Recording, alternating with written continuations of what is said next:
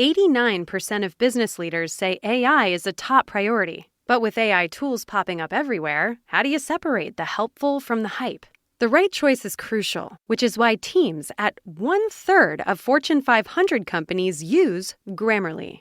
With over 15 years of experience building responsible, secure AI, Grammarly isn't just another AI communication assistant. It's how companies like yours increase productivity while keeping data protected and private. Designed to fit the needs of business, Grammarly is backed by a user-first privacy policy and industry-leading security credentials. This means you won't have to... Hey everyone, this is Jonathan from Go2 Health. Here we are in March and we don't want to think about it, but tax time is coming up. And I always like to say we need to take care of our financial health as well as our physical and mental health. And that's where Monarch software comes in, the all-in-one personal finance tool designed to make our lives easier. Simplify your finances with Monarch. Monarch is the all-in-one personal finance tool designed to make your life easier. It brings your entire financial life, budgeting, accounts and investments, net worth, and future planning together in one dashboard on your phone or your laptop. Feel aware and in control of your finances this tax season and get 50% off your Monarch subscription with code GO2. Your mental health is improved when you can see your entire financial life, budgeting, accounts and investments, net worth, and future planning together in one dashboard on your phone or laptop. I'm reviewing all my revenues and expenses from last year in a beautiful clean dashboard, and I'm about to share it with my accountant to prepare my tax return. That's a great load off my mind. Monarch keeps me focused on planning and hitting financial milestones, not just tracking my spending. Monarch gives me a complete picture, budgets, debt payoff timelines, savings goals, net worth, so I can make decisions that actually move the needle. And surprise, Monarch has all these AI tools built in, offering me 24/7 access to a financial coach, insights into my spending, and weekly recaps so I can stay on track. Monarch keeps me focused on planning ahead and hitting real financial milestones. As a Go2 Health listener, you can ease your mental stress with Monarch. Achieve your financial goals for good with Monarch, the all-in-one tool that makes money management simple. Use code GO2 at monarch.com for half off your first year. That's 50% off at monarch.com, code GO2. Help take the stress out of your life with Monarch. Worry about the safety of your company information. Grammarly also emphasizes responsible AI, so your company can avoid harmful bias. See why 70,000 teams and 30 million people trust Grammarly at grammarly.com/enterprise. That's grammarly.com/enterprise. Grammarly, enterprise-ready AI. The following program does not offer personal medical advice. Please consult your doctor before using any treatment or product we cover.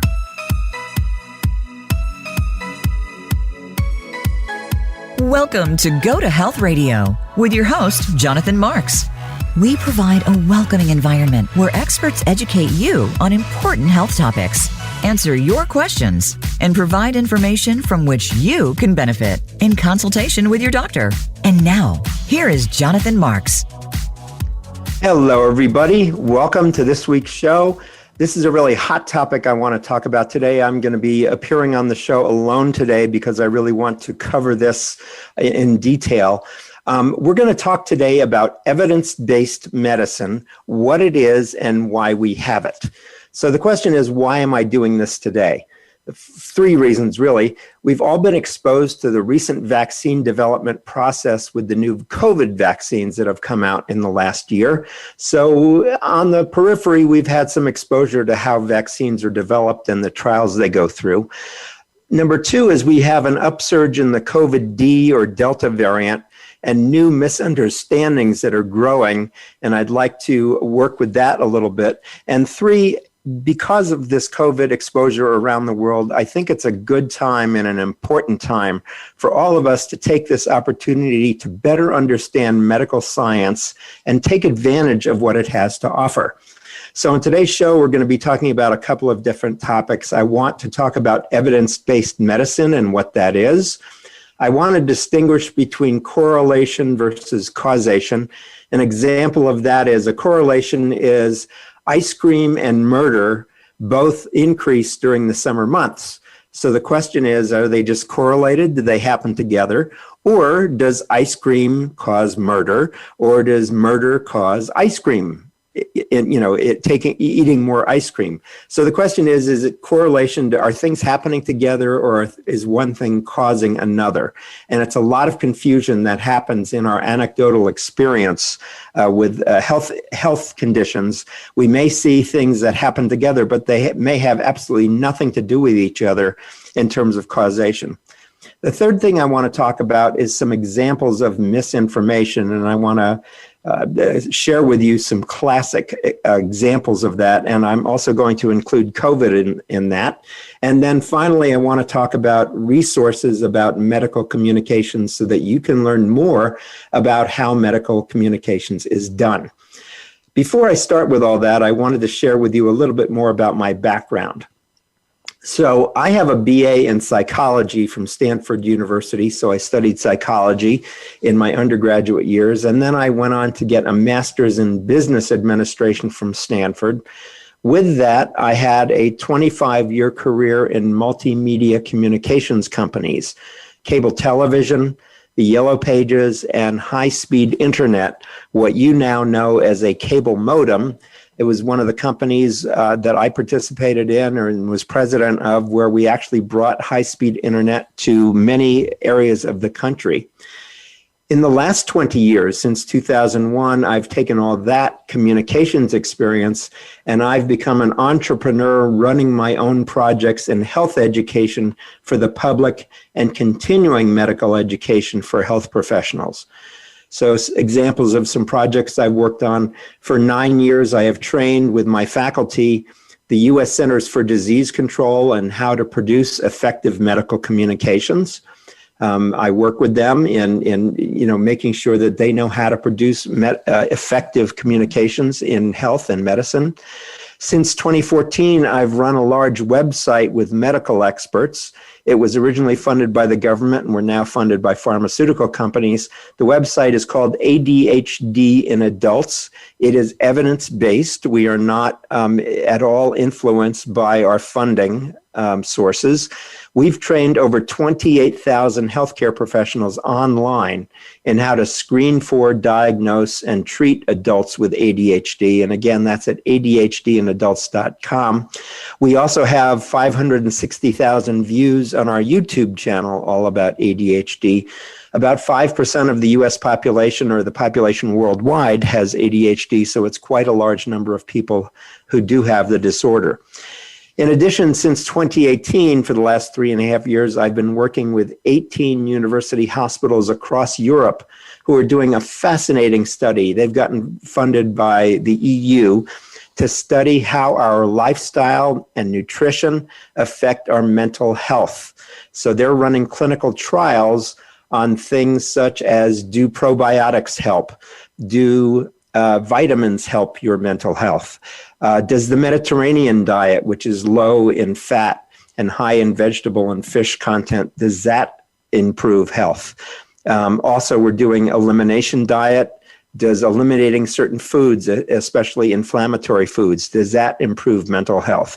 We've got fascinating blogs there, over 180 blogs on that written by our scientists, and you can learn more about that at newbrainnutrition.com. And then finally, I'll talk just briefly, and I'll mention it at the end. I have a medical communications website called medicalwritingnetwork.com. And there I share a lot of the trainings that I've done over the years with the CDC about how to do effective medical communications. And if you peruse that or visit that, you can start to understand the science behind medical communications itself and how to do it well. And this background has all brought me and inspired me to found and host the Go to Health show with the intention of helping both you, the public, learn about health sciences. You, the public health, learn about health science and to help scientists and health professionals get their word out to the public more efficiently. They're very good at doing their research and producing products, but they may not be as strong in getting the word out. And with my communications background, that's where I help.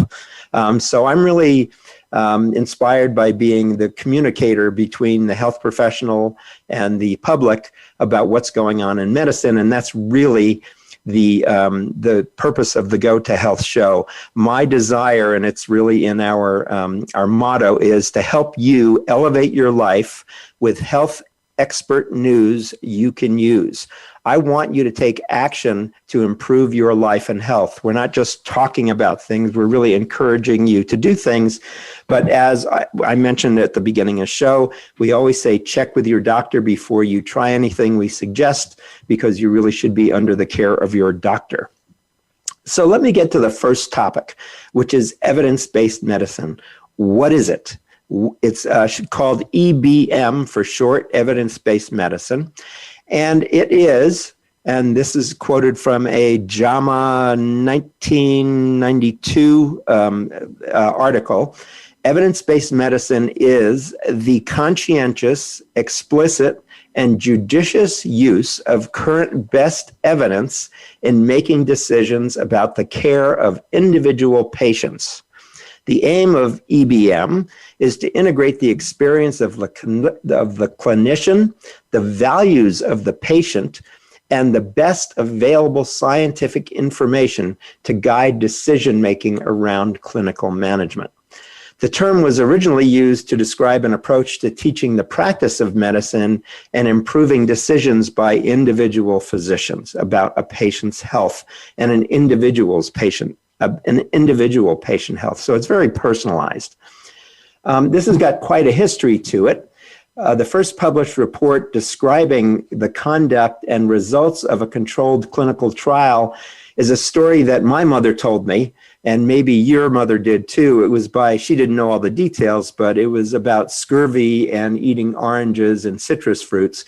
It was done by James Lind, who was a Scottish naval surgeon who conducted research on scurvy during his time aboard HMS Salisbury.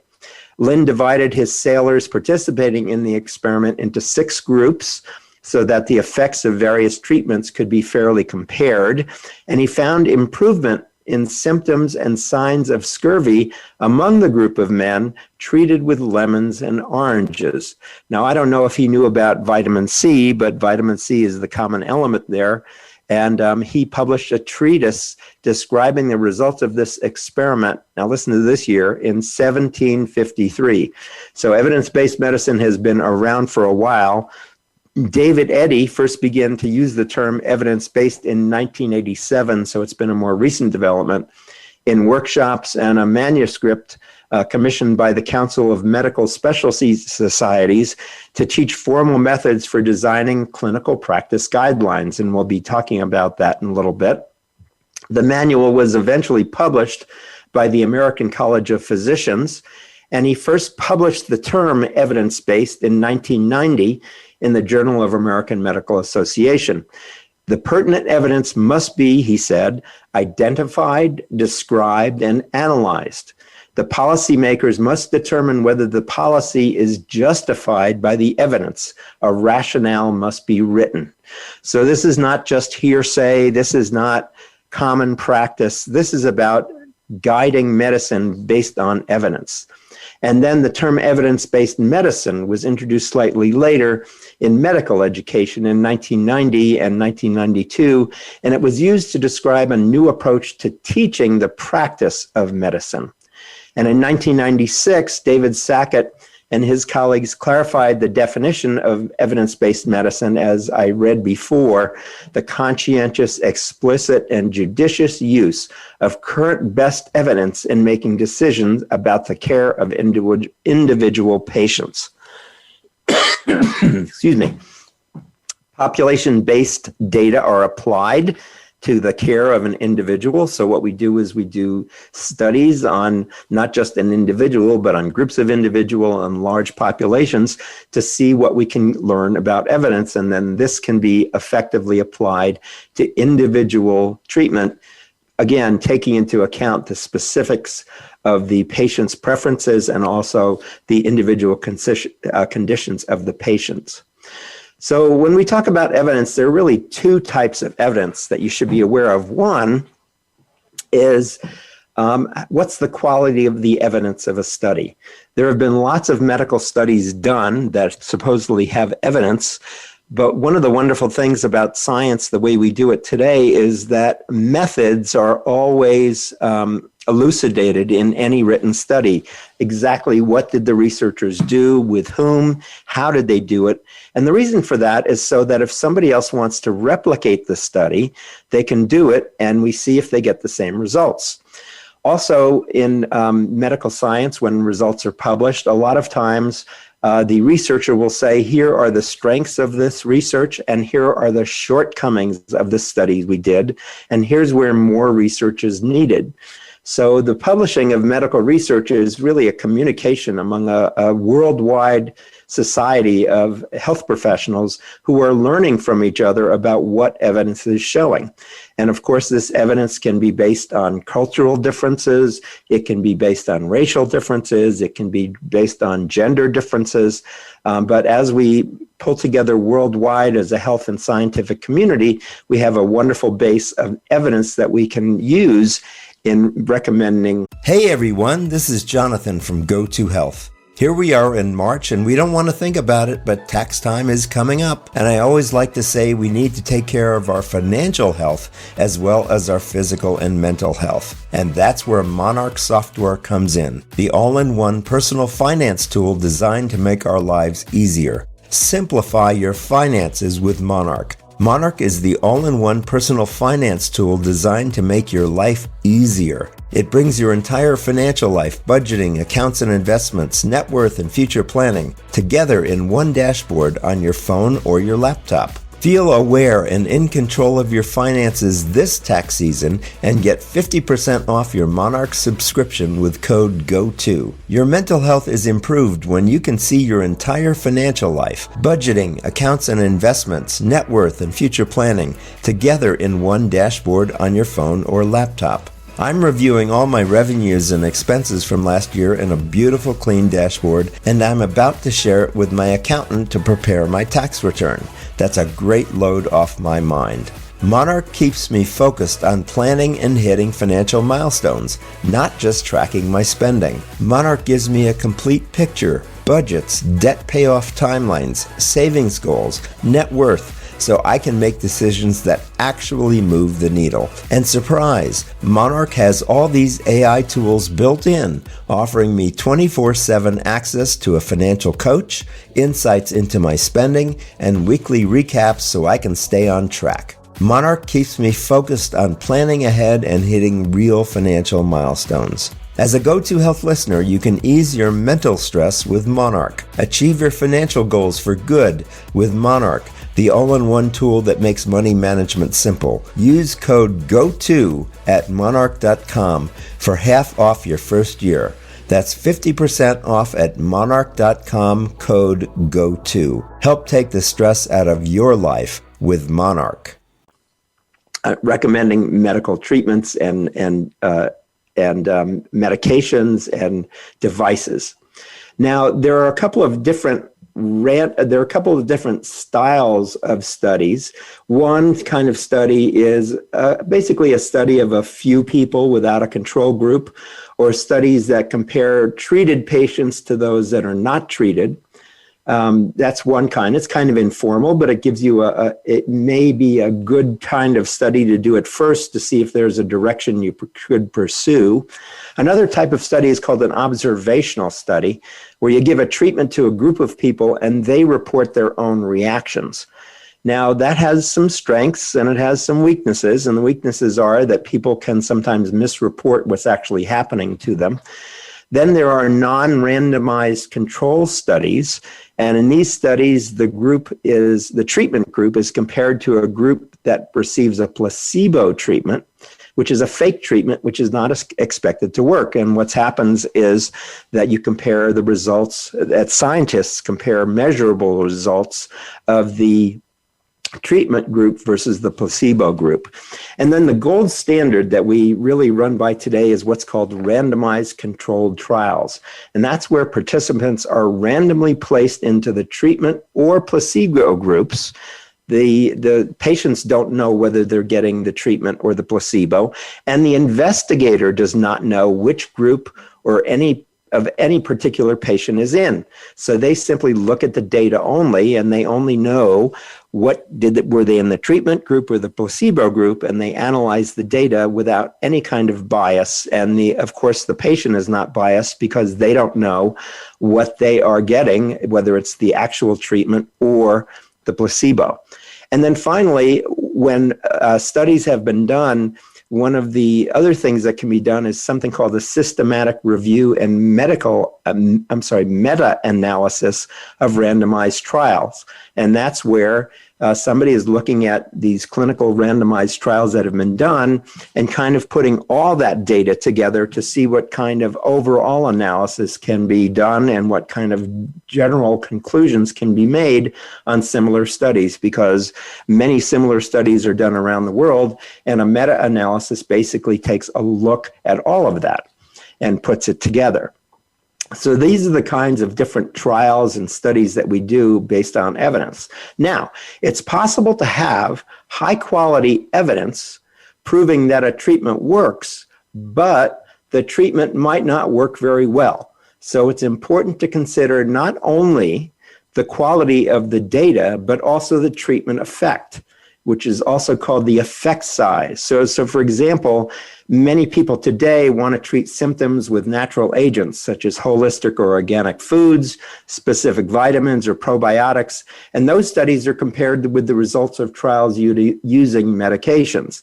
And often to date, the use of medications has a stronger effect, while the natural agents may only have a small effect.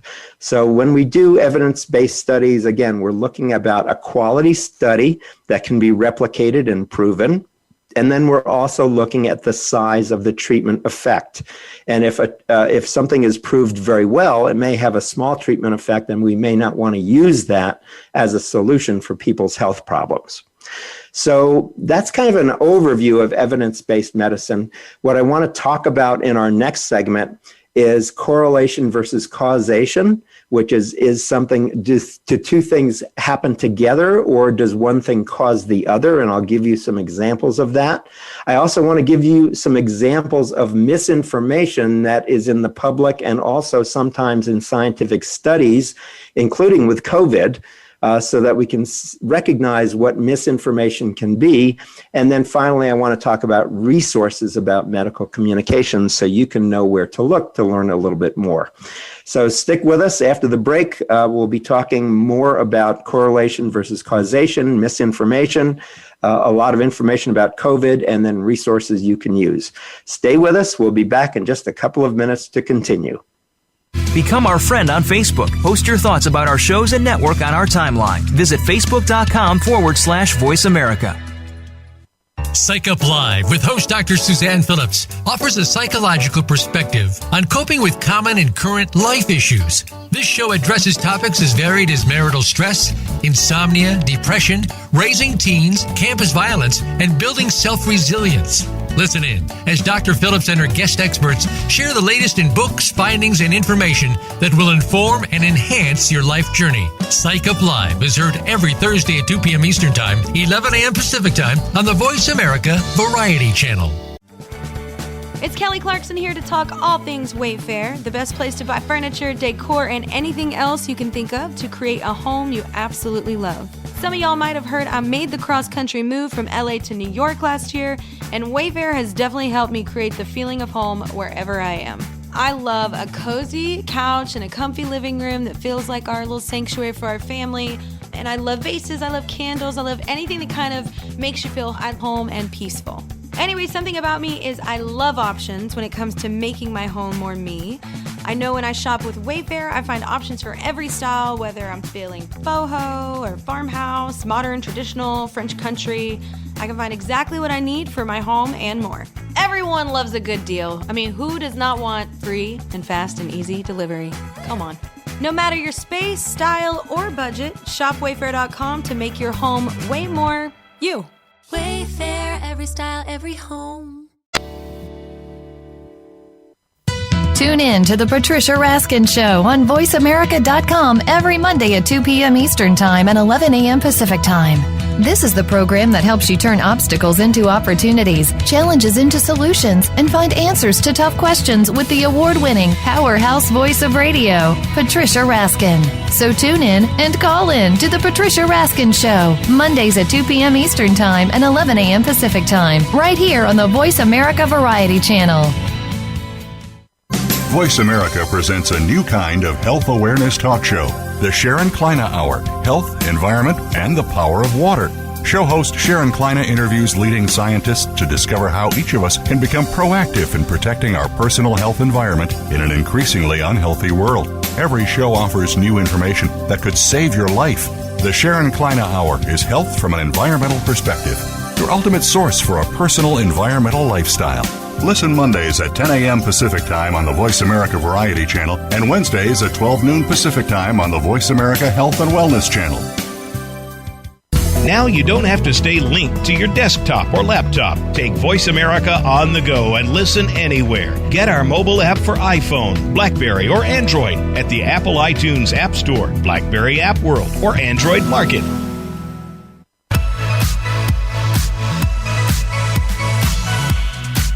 You are listening to Go to Health Radio. To reach Jonathan Marx or his guest expert on the live program, call in to 1-866-472-5788. That's 1-866-472-5788. You may also send an email to jonathanmarks@gotohealthmedia.com. Now, back to this week's show. All right, so we're continuing our discussion about evidence-based medicine, what it is, and why we have it today. In this section, I want to talk about misinformation that's out there. And I want to give you three key examples that I think are beautifully instructive for what we're dealing with today with COVID. The first one I want to talk about, again, because of my work in this area, is the myth that the ADHD diagnosis, people with ADHD, it was developed to justify the use of drugs to subdue the behaviors of children.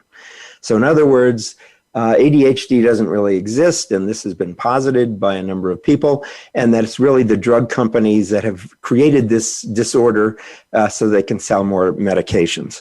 Now, this is one of the more bizarre myths about ADHD. The theory here is that in order to sell more drugs, pharmaceutical companies invented the diagnosis of ADHD to describe normal children who were causing problems at younger ages.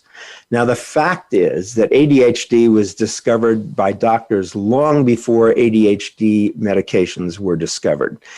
People who believe in this myth simply do not know the history of ADHD. In 1798, that's quite a while ago, long before there were any drugs for ADHD, Alexander Crichton, a Scottish doctor, described a disease of attention. ADHD symptoms were later described by a German doctor, Heinrich Hoffmann, in 1845, and by a British doctor, George Still, in 1902. And each of these doctors found that inattentive and overactive behaviors could lead to a problem that should be of concern to doctors. If they'd had medication to treat ADHD, they probably would have prescribed them. But a medication for ADHD was not discovered until 1937, and even then by accident. Dr. Charles Bradley from Providence, Rhode Island, had been doing brain scanning studies of troubled children in a hospital school. The scans left the children with headaches that Dr. Bradley thought would be relieved by an amphetamine drug. When he gave this drug to the children after the scan, it didn't help their headaches. However, the next day, their teachers reported that the children were attending and behaving much better in the classroom. And what happened was that Dr. Bradley had accidentally discovered that amphetamine was very helpful in reducing ADHD symptoms. And in fact, amphetamine drugs are commonly used to treat ADHD today. So the diagnosis of ADHD was not invented by anyone. It was discovered by doctors long before ADHD was known. Hey everyone, this is Jonathan from Go2 Health. Here we are in March, and we don't want to think about it, but tax time is coming up. And I always like to say we need to take care of our financial health as well as our physical and mental health. And that's where Monarch software comes in, the all-in-one personal finance tool designed to make our lives easier. Simplify your finances with Monarch. Monarch is the all-in-one personal finance tool designed to make your life easier. It brings your entire financial life, budgeting, accounts and investments, net worth, and future planning together in one dashboard on your phone or your laptop. Feel aware and in control of your finances this tax season and get 50% off your Monarch subscription with code GO2. Your mental health is improved when you can see your entire financial life, budgeting, accounts and investments, net worth, and future planning together in one dashboard on your phone or laptop. I'm reviewing all my revenues and expenses from last year in a beautiful clean dashboard, and I'm about to share it with my accountant to prepare my tax return. That's a great load off my mind.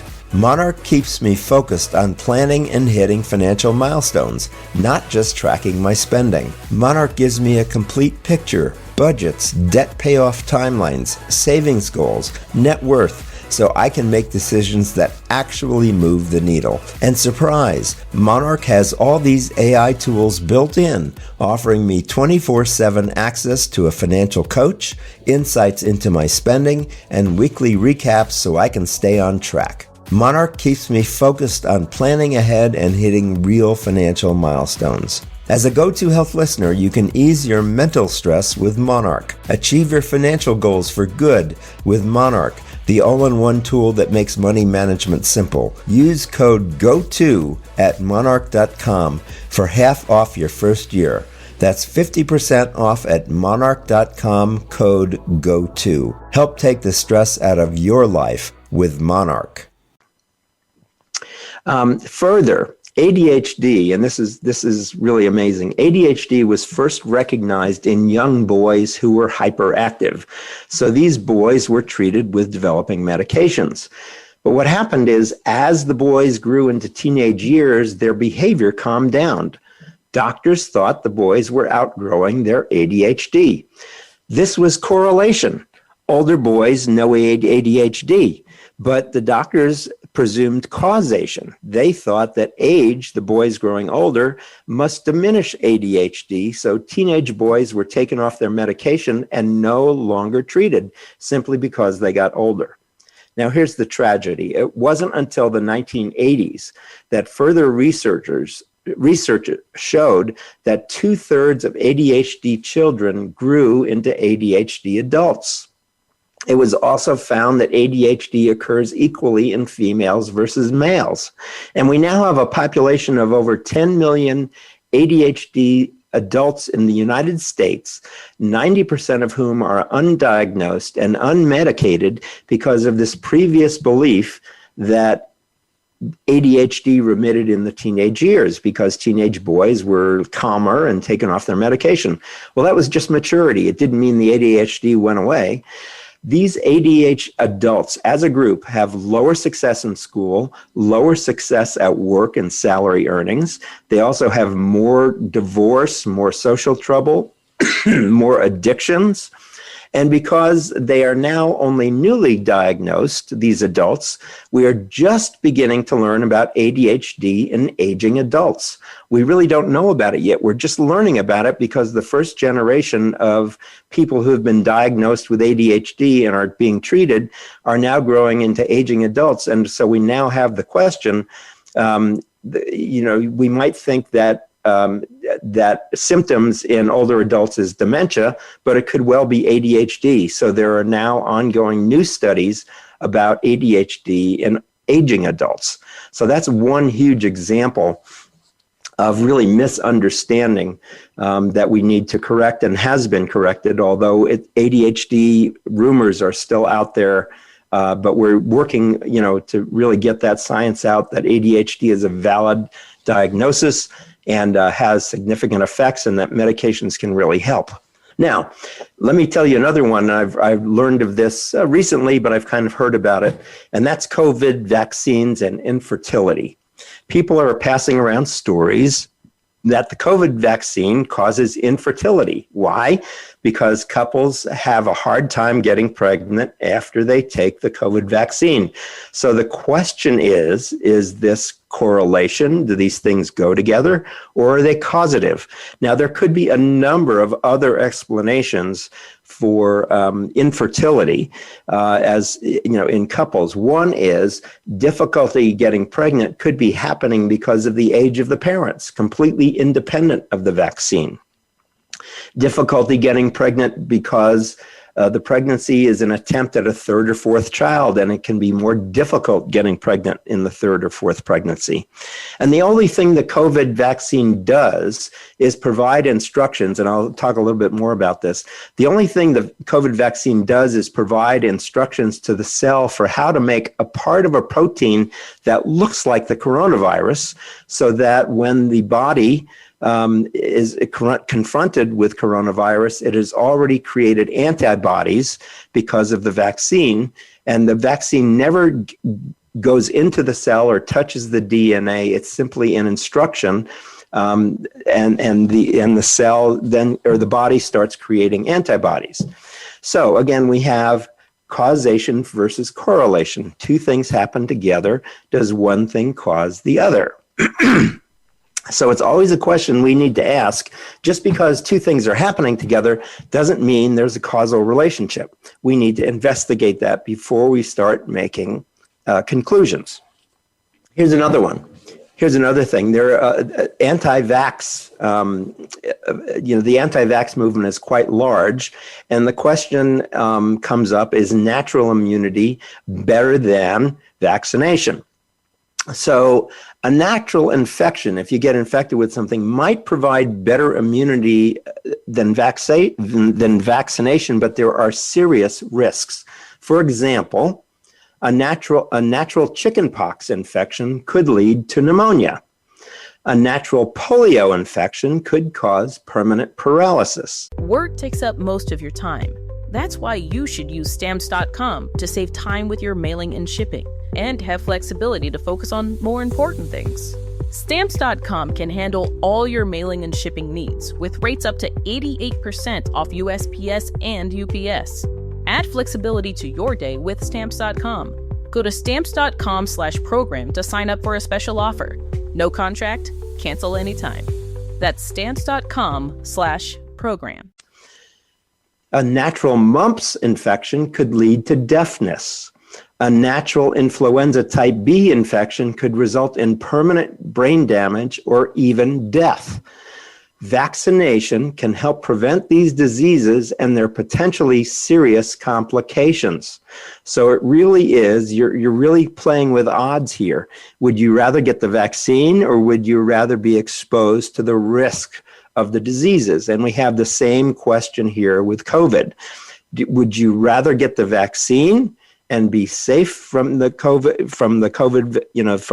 virus, or do you want to take your chance, hope that you don't get it? Maybe you get it, maybe you won't get very sick, but you could pass it to somebody else in your family, or an older person, or an immunocompromised person, where they get very sick and perhaps pass away. So we're dealing with risk here. Now, any vaccine can cause side effects, and usually these side effects are minor, like a low-grade fever or soreness at the injection site.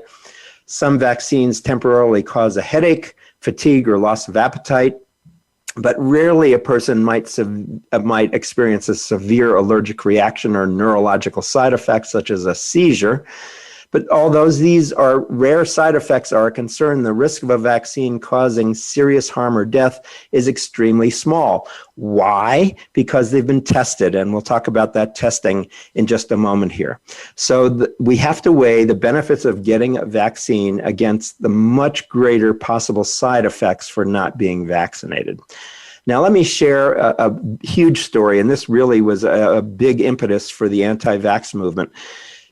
Vaccines were not originally, in the 1990s, they were thought to cause autism. And it was specifically one vaccine, the MMR, which is measles, mumps, and rubella. And it's now been proven that vaccines do not cause autism. Despite much controversy on the topic, researchers have not found a connection between autism and childhood in vaccines. In fact, the original study that ignited the debate years ago has been retracted. So this started in 1995, where a group of British researchers published a study showing that individuals who had been vaccinated with the measles, mumps, and rubella vaccine were more likely to have a bowel disease that could have neuropsychiatric effects or autism. Part of the hypothesis that the vaccination was associated with autism had been suggested previously by a few researchers. Proven? No. Suggested. This hypothesis had been systematically investigated when Dr. Wakefield in England began to interrogate it. In 1998, Dr. Wakefield, along with 12 co-authors, published a case series study in The Lancet claiming that they found evidence in many of the 12 cases they studied, only 12, that the measles virus in the digestive systems of children who had exhibited autism symptoms after vaccination. Though in the paper they stated they could not demonstrate a causal relationship between the vaccination and autism, Wakefield suggested in a video that a causal relationship existed between the vaccine and autism, and he then recommended that the combination MMR vaccine be suspended in favor of a single antigen vaccination given separately over time. Now, curiously, Wakefield himself had filed for a patent for a single antigen measles vaccine in 1997, and today he would be seen to have a potential financial interest in promoting his view. And right now, as we do medical evidence today, doctors and researchers have to show what commercial relationships they have or to show that they don't have a conflict of interest. Hey everyone, this is Jonathan from Go2 Health. Here we are in March, and we don't want to think about it, but tax time is coming up. And I always like to say we need to take care of our financial health as well as our physical and mental health. And that's where Monarch software comes in, the all-in-one personal finance tool designed to make our lives easier. Simplify your finances with Monarch. Monarch is the all-in-one personal finance tool designed to make your life easier. It brings your entire financial life, budgeting, accounts and investments, net worth, and future planning together in one dashboard on your phone or your laptop. Feel aware and in control of your finances this tax season and get 50% off your Monarch subscription with code GO2. Your mental health is improved when you can see your entire financial life, budgeting, accounts and investments, net worth, and future planning together in one dashboard on your phone or laptop. I'm reviewing all my revenues and expenses from last year in a beautiful clean dashboard, and I'm about to share it with my accountant to prepare my tax return. That's a great load off my mind. Monarch keeps me focused on planning and hitting financial milestones, not just tracking my spending. Monarch gives me a complete picture, budgets, debt payoff timelines, savings goals, net worth, so I can make decisions that actually move the needle. And surprise, Monarch has all these AI tools built in, offering me 24/7 access to a financial coach, insights into my spending, and weekly recaps so I can stay on track. Monarch keeps me focused on planning ahead and hitting real financial milestones. As a Go2 Health listener, you can ease your mental stress with Monarch. Achieve your financial goals for good with Monarch, the all-in-one tool that makes money management simple. Use code GO2 at monarch.com for half off your first year. That's 50% off at monarch.com, code GO2. Help take the stress out of your life with Monarch. And over the next few years, it was also shown that lawyers had paid the doctor because they were wanting to sue some vaccine companies. So the doctor got paid for this analysis. So in 2004, the editor of Lancet wrote that Wakefield should have revealed to the journal that he'd been paid by attorneys. And the editor claimed that Wakefield's research was fatally flawed. Most of the co-authors of the study retracted the interpretation in the paper. And in 2010, the Lancet formally retracted the paper itself. And 3 months after the retraction, in May 2010, Britain's General Medical Council banned Wakefield from practicing medicine in Britain, saying that he had shown callous disregard for children in the course of his research. So here's an example of research where there was bias. And we've put in place, as a result of this, a lot of other safeguards, both in terms of the number of people who are in a study and also the financial implication, the financial connections of a researcher, so that this would not happen again. But again, here are examples of where things are really, can be very dangerous if we don't have evidence-based medicine. So let me talk briefly about COVID vaccines. Now, the COVID vaccines that many of us have been taking, and I include myself as one, are the mRNA vaccine, and it's a new type of vaccine to protect against infectious diseases. To trigger an immune response, many vaccines put a weakened or inactivated germ into our bodies, but not the mRNA vaccines. Instead, they teach our cells how to make a protein, or even just a piece of a protein, that triggers an immune response inside our bodies. That's why after the second shot of Moderna or Pfizer, for example, many patients, a certain number, can feel sick for a day or two. And that's because their body is reacting with an immune response to the protein that's been created, or the instructions of the protein that have been created. Now, COVID mRNA vaccines give instructions for our cells to make a harmless piece of what is called the spike protein. And that's the spike protein that you're seeing in coronaviruses. And it's found on the surface of the COVID-19 virus. So once the instructions are inside the muscle cells, the cells use them to make the protein piece. And after the protein is made, the cell breaks down the instructions, it breaks down the mRNA and gets rid of it. And next, the cell displays the protein piece on its surface. And so our immune systems recognize that protein doesn't belong there and begins building an immune response and making antibodies, like what happens in natural infection against COVID-19. And at the end of the process, our bodies have learned how to protect against future infections. So the benefit of mRNA vaccines, like all vaccines, is those vaccinated gain this protection without ever having to risk the serious consequences of getting sick with the COVID-19 virus.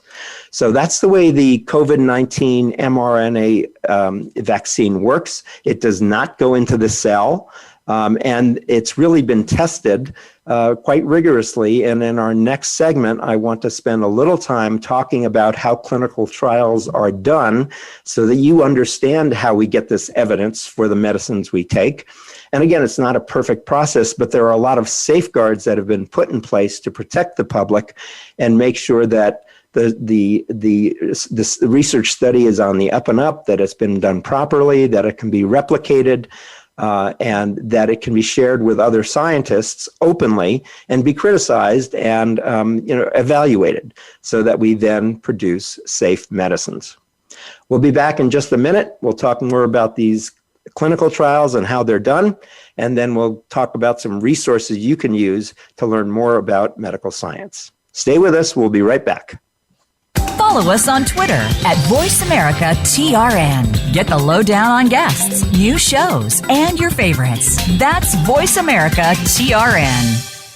Today, many doctors prescribe basic pharmaceuticals to their patients who aren't feeling well or have various aches or pains. Is this the right course of action for all patients? We don't think so. Find out about healthy, natural ways to help you feel your best by tuning in to the CBD Ed Show with host Ed Cheney. Ed and his guests will explain full-spectrum CBD, using the whole hemp plant for good health, and answer all of your questions about CBD and natural treatment in general. Listen Fridays at 11 a.m. Pacific Time, 2 p.m. Eastern on Voice America Variety.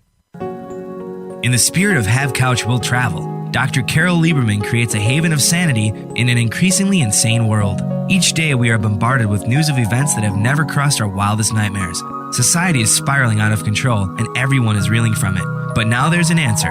The best way to keep sane in this insane world is to tune in to Dr. Carol's Couch on Voice America. Dr. Carol, a certified media psychiatrist, will broadcast live from her Beverly Hills office every Tuesday at 1 p.m. Pacific Time. Call or log in and get help with whatever is sending you reeling, whenever you need a soothing voice to calm and advise you.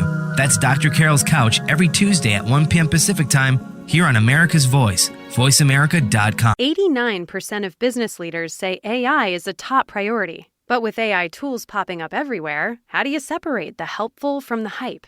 The right choice is crucial, which is why teams at 1/3 of Fortune 500 companies use Grammarly.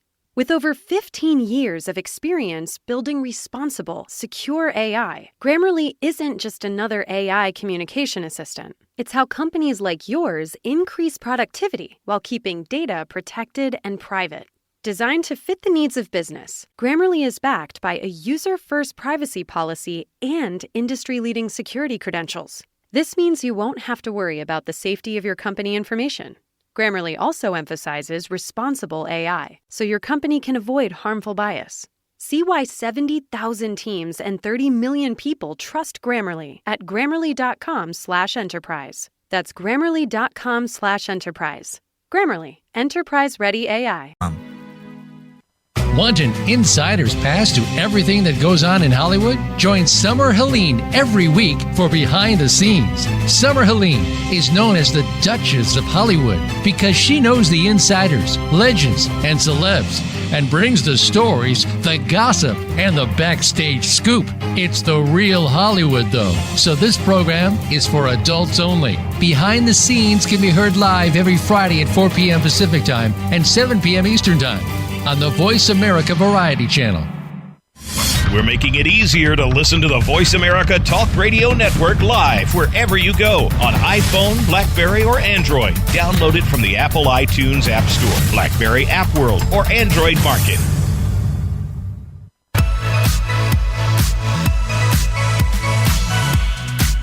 You are listening to Go to Health Radio. To reach Jonathan Marx or his guest expert on the live program, call in to 1-866-472-5788. That's 1-866-472-5788.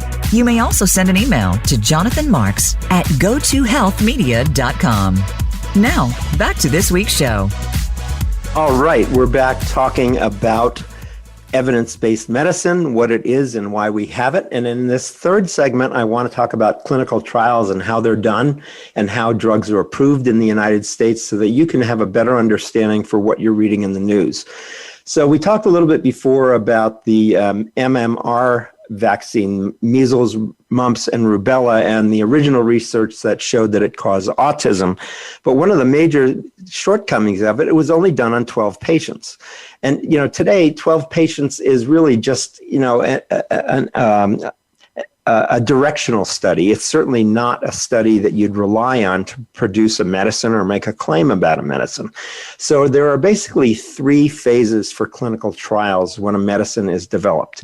There's phase 1, 2, and 3. Now, phase 1 is usually done either on animals or a very, very small group of people to prove the safety or risks of the vaccine. Now, of course, today, again, this has not always been true, but today, when patients participate in a clinical trial, they are very aware of what's going to be tested and the potential risks so that they are notified of this in advance, not like the horrible tests that were done in the Tuskegee experiment where African-American men were given syphilis without knowing it. That was horrible.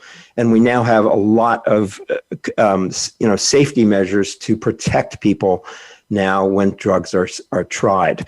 So the first phase 1 is a safety trial, and it's done on a very small group of people, or perhaps first done in animals to see what reactions are and happen in animals, and then it's tried on a very small group of people.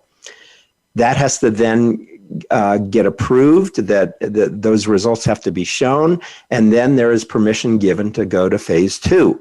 And that's with a small group of people, might be a couple of hundred people. And what we're testing there, we kind of know if the trial goes on, that the drug or the vaccine or whatever it is safe. It might have some side effects, but it's being tried on a small group of people, not to test for safety so much as to test for efficacy or effectiveness. Is this, whatever is being injected or whatever the medicine is this going to be effective against a particular disease, or preventing a disease, or curing a disease? So that's a small group. And again, this is very carefully watched. And again, the participants in the trial are watched carefully. And then we go to phase 3, which is tried with thousands of people, 20s and 30s and 40s and 50,000.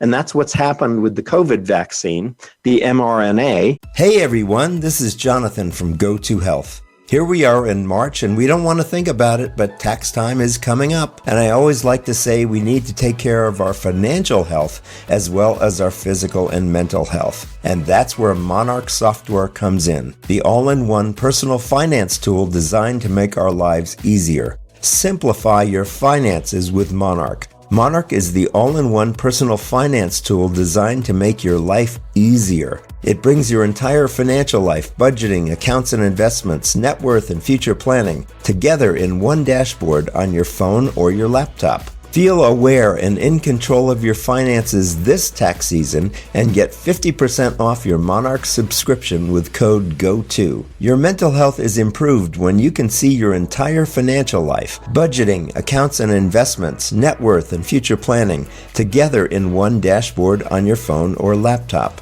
I'm reviewing all my revenues and expenses from last year in a beautiful clean dashboard, and I'm about to share it with my accountant to prepare my tax return. That's a great load off my mind. Monarch keeps me focused on planning and hitting financial milestones, not just tracking my spending. Monarch gives me a complete picture, budgets, debt payoff timelines, savings goals, net worth, so I can make decisions that actually move the needle. And surprise, Monarch has all these AI tools built in, offering me 24/7 access to a financial coach, insights into my spending, and weekly recaps so I can stay on track. Monarch keeps me focused on planning ahead and hitting real financial milestones. As a Go2 Health listener, you can ease your mental stress with Monarch. Achieve your financial goals for good with Monarch, the all-in-one tool that makes money management simple. Use code GO2 at monarch.com for half off your first year. That's 50% off at monarch.com, code GO2. Help take the stress out of your life with Monarch. If you followed it at all, it was really the process that pharmaceutical companies were going through to prove that their medications were safe among a large group of people. And when you do this, when you try something against a large group of people, what you're looking for is, do variations in the population cause for differences? So for example, it might work well in males, but not work well in females. It might work well in normal patients and not work well in heart patients. We look for racial differences. We look for gender differences. We look for even cultural difference. But in the large group, we're really testing. We know it's safe. We know it's proven its effectiveness in phase 2. And now we're trying this on a large group of people that's going to represent the larger population. And then if it passes all those tests, then it goes through an approval process at the FDA level. Now, what's happened? There are, of course, exceptions to all this. when the vaccines, the current COVID vaccines got approved, they were given an emergency use approval, an EUA. Now, what that meant was these drugs did go through phases 1, 2, and 3 for safety and efficacy in large groups. But there was such a crisis with so many people dying of COVID that the FDA gave an exception and they gave an emergency use authorization. So we now have in the population people taking the COVID vaccine, and it's been through all the clinical trials, but it hasn't yet been officially approved by the FDA. Why? Because the FDA is waiting a certain amount of time until there's enough of a population that's received the vaccine, and we have seen whether there are side effects or not in different populations. And when the FDA feels there is enough evidence, they will officially approve the medication. Now, if FDA were going with its normal cycle, it would probably take until January of 2022 before they considered approving the vaccine. But because of the deadliness of the COVID virus, and particularly with the D variant that we're now suffering with, and what's true about the D variant, it is so much more replicable and so much more catchable than the original virus was. It's mutated to be a much, not necessarily more deadly, although they're starting to see that, but much more communicative virus. The FDA is actually going to move that approval up, likely from January 2022 to sometime this fall. So there are some people who understandably want to wait until it's officially approved by the FDA. But again, as I mentioned before, what they're doing is trading off certain information for risk of getting the COVID virus and risk of spreading the COVID virus, and particularly spreading it because it's so much more contagious than the original form was. Viruses by nature mutate. Now, most of the mutations, the vast majority of the mutations, turn out to produce dead viruses. They basically mutate themselves out of existence, but some mutations are successful and they make the virus either more powerful or more communicable, and that's what's happened with the D variant. And that's why we're seeing a new uptick, not only in the United States, but around the world, as the D variant has basically become the major source of COVID in the United States. The old version, or the original version, is getting overtaken by the D variant. So you really, if you're not vaccinated, you're really taking a risk of getting the COVID getting the COVID virus, and maybe you'll wait for actual or more proof, but there's risk in waiting for that proof because you could either get it, and again, as I said, maybe you'll have a light case, or maybe you will become infected and infect other people who will get a much heavier case and perhaps pass away. What we're also seeing is that COVID vaccinated people are having breakthrough COVID cases with this D variant. And the CDC, the media has saying, they're reversing themselves, but I really think that's unfair. The CDC goes on evidence.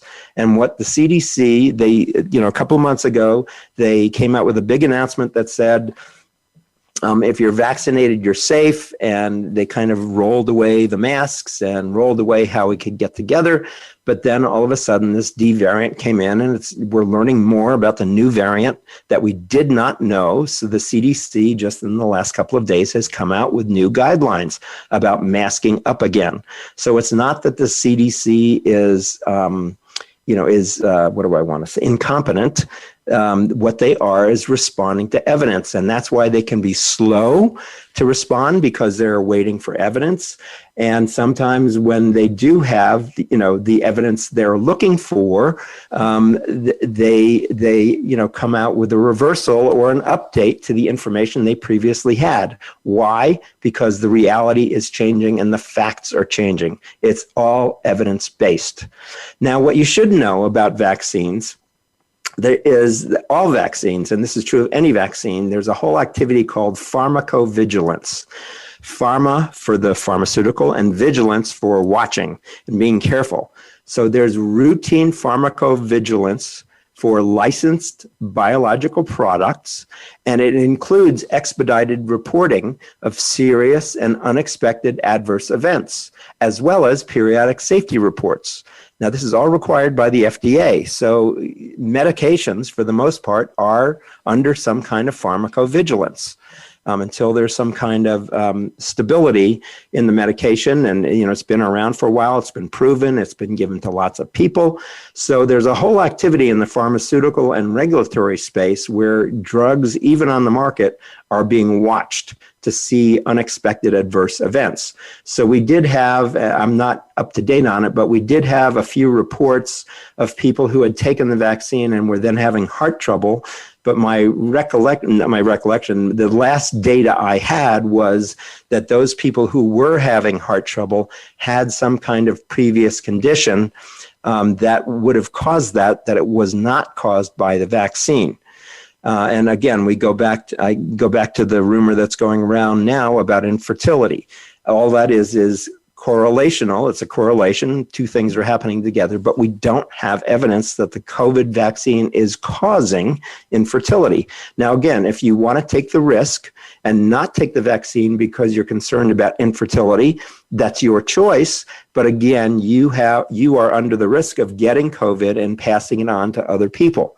So those are the risks each individual has to take. So, I think I've covered what I want to cover in terms of evidence-based medicine. What I wanted to do in the last few minutes here is just kind of repeat my goal here in doing Go to Health, and it really is to educate you and help health professionals get the word out about the latest in medicine so that you can take action to improve your life. Again, we may present things to you, but you should always be under the care of your doctor before you try anything.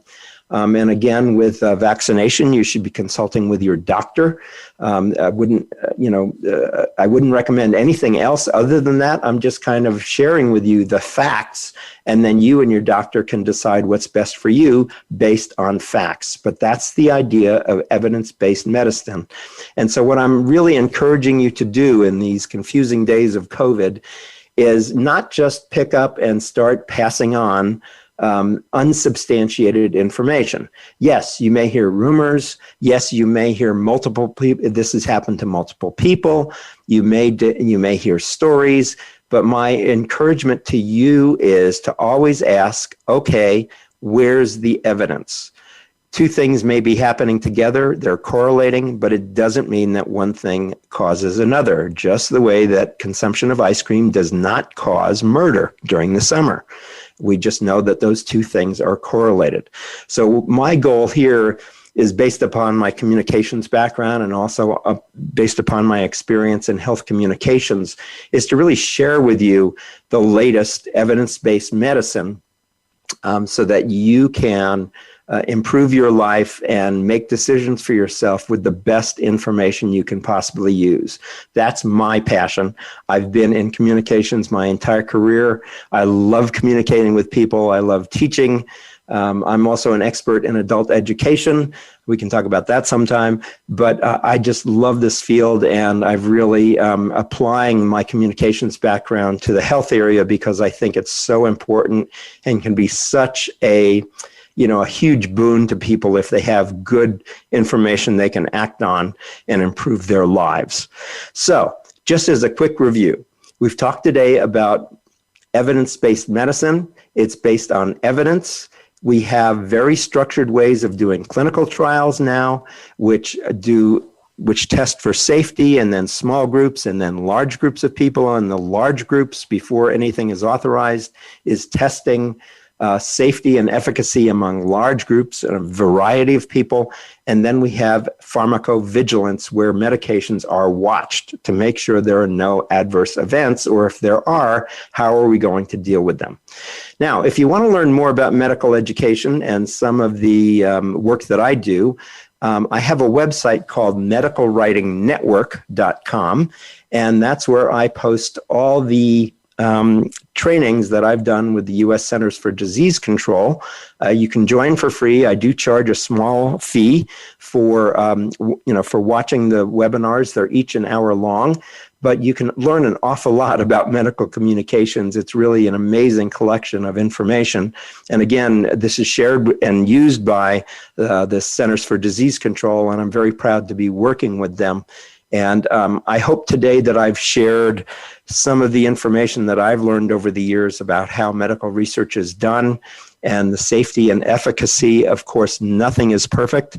We do our best and we make changes as we go. But I just wanted to make you more aware of what's happening in the world of medical science as we go through the next wave of COVID. And I hope that you all stay safe and healthy. Your families are safe and healthy. God bless. Stay with us.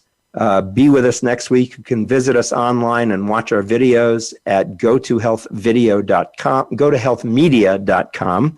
And stay with us for next week. We'll be back with another great show. God bless. Take care. And thanks for being with us.